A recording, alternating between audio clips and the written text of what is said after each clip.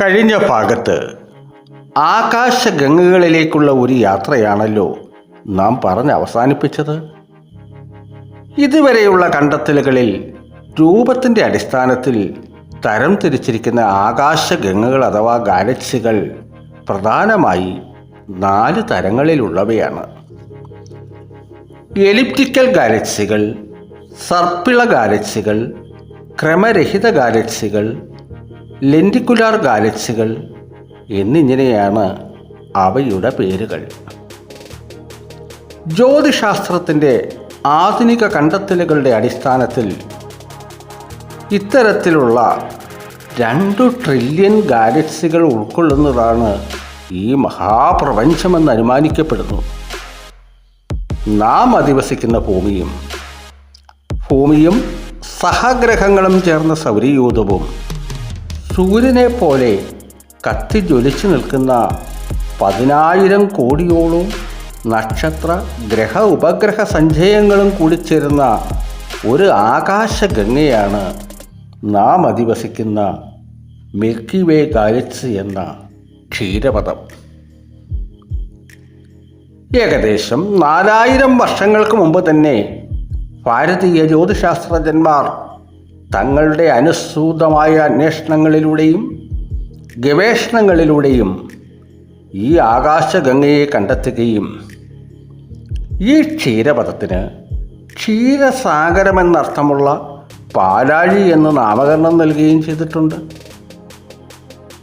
വിഷ്ണുപുരാണത്തിലും ആദിമവേദങ്ങളിലും പരാമർശിച്ചിട്ടുള്ള നമ്മുടെ സ്വന്തം ഗാലക്സി ഏകദേശം 30ഓളം ഉപഗാലക്സികളുമായി 1 കോടി പ്രകാശവർഷം വ്യാസത്തിൽ സ്ഥിതി ചെയ്യുന്നു.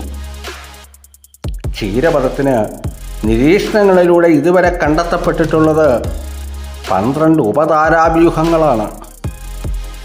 ഏതൊരു ഭാവനയ്ക്കും അതീതമായ മായാഭ്രമങ്ങളുടെ ദൂരക്കാഴ്ചകൾ സുതാര്യമാക്കിയ ബഹിരാകാശ യാത്രകളും ആധുനിക യന്ത്രസഹായങ്ങളും ഭൗമകേന്ദ്ര സിദ്ധാന്തമൊഴികെയുള്ള നിഗമനങ്ങളിൽ യവന ഭാരതീയ ആചാര്യന്മാരുടെ അന്വേഷണങ്ങൾക്ക് സമാനമായ കണ്ടെത്തലുകൾ തന്നെയാണ് ജ്യോതിശാസ്ത്രത്തിൻ്റെ ആധുനിക വിശകലനങ്ങളിലും അടിത്തറയായി നൽകിയിട്ടുള്ളത്.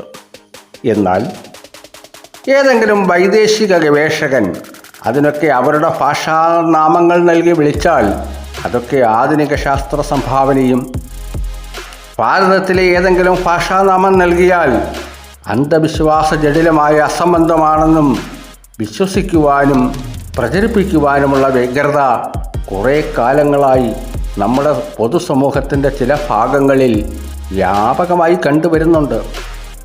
ഇതിവിടെ സാന്ദർഭികമായി പറഞ്ഞതാണെങ്കിലും വിഷയഗ്രഥനങ്ങളിൽ അവശ്യഘട്ടങ്ങളിൽ അവയൊക്കെ ഈ പരമ്പരയിൽ ഉദാഹരിക്കുന്നതായിരിക്കും. ഇവിടെ നമ്മുടെ മാതൃഗാലക്സിയായ മിൽക്കി വേ എന്ന ക്ഷീരപഥത്തിനോട് ചേർന്ന് സജീവമായ 30 ഗാലക്സികൾ ഉള്ളതായി ഇതുവരെ കണക്കാക്കപ്പെടുന്നു. ഈ ഉപഗാലക്സികൾ ഓരോന്നും സൗരയൂഥവും ഗ്രഹങ്ങളും ഭ്രമണം ചെയ്യുന്നത് പോലെ പ്രധാന ഗാലക്സിയായ ക്ഷീരപഥത്തെ ചുറ്റി ഭ്രമണം ചെയ്തുകൊണ്ടേയിരിക്കുന്നു. ഒരു ഭാവനയ്ക്കും വിധേയമാകാത്ത അനുസൃത ഭ്രമണങ്ങളിലൂടെ കോടാനുകോടി ഗാലക്സികളും ആ ഗാലക്സികൾ നിറയെ കോടികളായ നക്ഷത്രങ്ങളും ആ നക്ഷത്രങ്ങൾ ഓരോന്നും നാഥന്മാരാകുന്ന നക്ഷത്രയൂഥങ്ങളും ഓരോ നക്ഷത്രയൂഥങ്ങളിലും സൗരയൂഥത്തിലെന്ന പോലെ ഗ്രഹങ്ങളും ഉപഗ്രഹങ്ങളും. ഹേ മഹാപ്രപഞ്ചമേ, നീ സൃഷ്ടിച്ച ഈ മഹാവിസ്മയം സർവഭാഷകൾക്കും അതീതമാണ്, സർവവാക്കുകൾക്കും അതീതമാണ്. അടുത്ത ഭാഗങ്ങളിലായി ക്ഷീരപഥ നക്ഷത്രങ്ങളിലേക്കും അവയുടെ ഊർജത്തിലേക്കും നമുക്കൊന്ന് യാത്ര ചെയ്താലോ?